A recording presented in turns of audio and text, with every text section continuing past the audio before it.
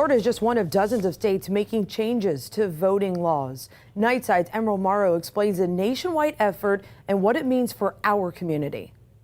Let's make voting easier, simpler, rather than make it more difficult.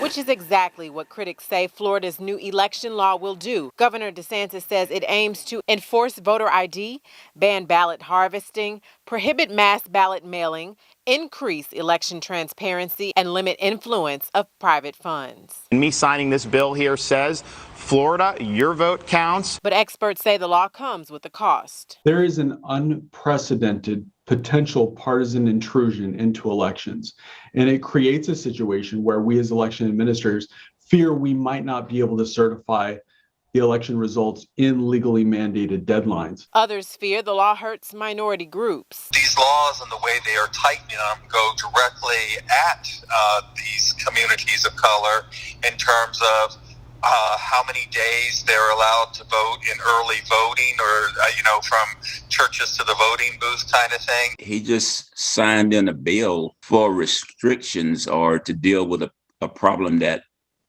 doesn't exist. The NAACP and the League of Women Voters have already filed lawsuits, and the state responded by saying, Florida's new election reforms make it easy to legally vote, but hard to cheat.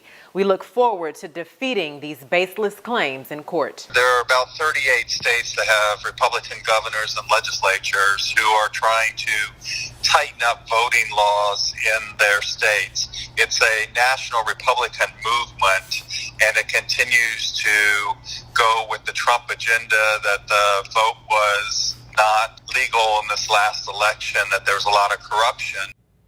In addition to the lawsuits against the state, there's also a lawsuit in federal court.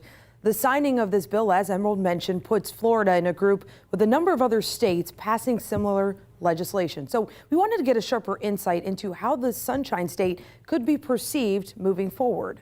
10 Tampa Bay's Angelina Salcido spoke to Dr. J. Edwin Benton, a professor of political science and public administration at USF.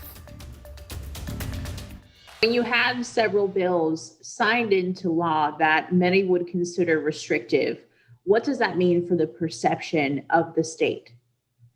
Well, it can be viewed two ways.